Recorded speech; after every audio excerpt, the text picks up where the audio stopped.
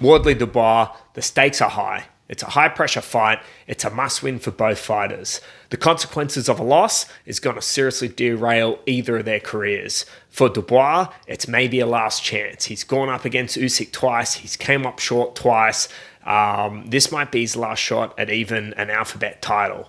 For Wardley, I think there's a lot less pressure on him in this fight. This is, he's an email champion. This will be his first time defending his belt in the ring. I think he's going to be keen to put on a performance because that will, I think maybe for him, create that feeling of winning a title in the ring rather than it just being vacated to him. If you look at who the title holders have been outside of Usyk, Daniel Dubois kind of is standing alone, so it nearly can be a bit of a passing of the torch moment for him. But, the pressure's on him too. There's a lot of people saying that he's had a lucky run, that, he shouldn't be here and that he's going to get exposed soon. So, let's go back and look at the previous fights. So for Wardley, it's the last two fights. He had an amazing performance against Parker. I thought the stoppage was early, as did a lot of people, but I think you can still look at that fight and you can take a lot from it. Parker is a seasoned veteran. He really went at him for a couple of rounds there. It was back and forth, and you just saw Wardley really soak up the pressure. Especially when under fire, he just didn't seem phased. For someone that's not been fighting long, doesn't have that deep background, hasn't been taken into deep waters. I mean, he was taken into some pretty seriously deep waters in that fight and was able to come back and rally and, eventually finish the fight. Against Hooney, he was losing majority of those rounds, but he stayed calm and he got his shots off. I think Dubois has a lot more to prove and there's a lot more pressure on him. As I said, he might not get another shot at this stage. If he doesn't perform and perform well in this fight, I think he's going to go to the back of a very long line of contenders at the moment. I see that in the build-up. I see a lot of nervous energy from Dubois. I see him shifting his weight at face-offs. And I see Wardley just soaking it up. In terms of style matchup, it's hard to get a shot on Wardley. He rolls with the punches really well. It takes a lot of power off the punches, but he's shown already that he does have a great chin. Part of that, I think, is because for a big guy especially, he is moving back and forward really well. He's bobbing, he's weaving, but he's seeing the punches. He's turning with the punches, which is taking some of the heat off. Where he's dangerous is at closing distance. Getting in and out of range is something, looking at his last few fights, that he's done really effectively. He's been able to get in, get his shots off, and then get back out of danger. He's also pretty tenacious. You see heavyweights that seem to bother being hit, like Anthony Joshua, for instance. You can tell he doesn't enjoy being hit. It genuinely doesn't seem to faze Wardley, and you can see that because he's throwing punches while there's exchanges going on. You could say the same for Dubois. That's how he knocked out Joshua. He was in trouble. Joshua was throwing his punches, and he kept to his game plan and threw his own punches, and we saw what happened there. I do see Dubois as a bit more of a one-dimensional fighter.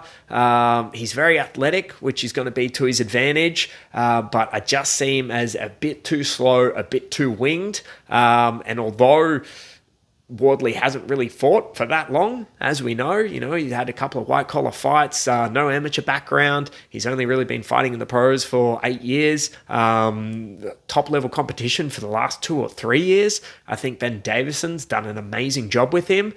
He just seems to have all the punches. He seems to be defensively responsible, and he has the punches, and he's got power. The fact that he's willing to throw such power with caution to the wind. Deontay Wilder threw caution to the wind. He wasn't the most skilled boxer. Obviously, he started boxing late too, but he was willing to throw his shots off. And sometimes it's a case of, the luck favors the bold. The guy that's going to go in and throw his shots, he's got a much better chance of landing. Where if, I think anyone's going to freeze up, Dubois' heart and chin has been questioned before. And if he gets under fire, who's more likely to throw their shots? Happens once they get hit.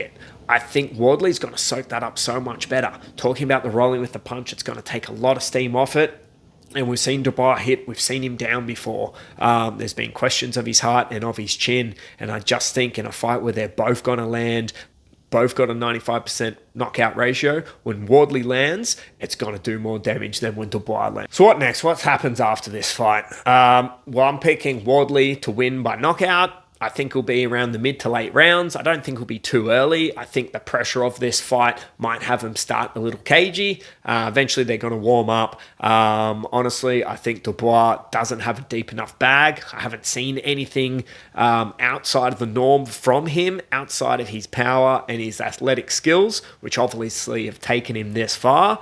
I don't see him having the extra dimensions where, even despite his lack of experience, I just see that from Wardley. I see him being way too relaxed. I see him being way too tenacious with his offense. I think he's going to land, and I think he's going to finish. He's got a lot of energy when he's finishing fights. We saw that with Parker. He didn't run out of steam, and he was eventually able to force a stoppage. We have Moses Otama. He's making big waves through the division at the moment. He's just come off a good win. I think Frank Warren's announced that he's going to be fighting on the 8th of August. We don't know who against. So it's potential that the winner of this fight could get Moses Otama. I know there's a lot of talk about Otama Usyk. That's a fight that people want to see. That's a fight that I want to see. It's a bit of a quick turnaround, 3 months after this fight to back up for that fight. So, they'd have to make sure they don't get any, hurt hands or cuts. Perhaps that could push back a little longer. I know Carbiel, he's waiting to see what Usyk decides to do after his fight with the kickboxing champion. So I think, or what I'd like to see at least, is the winner of this fight nearly has an eliminator against Moses Otama. All indications are that this is going to be a great fight. You got two guys with everything to fight for. It's going to be a hard road back here for the loser. It's going to be a big statement piece to get a shot at an eliminator to Usyk, or maybe the next fight against Usyk.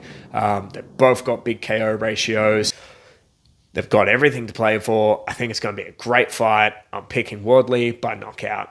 This is Matt O'Neill.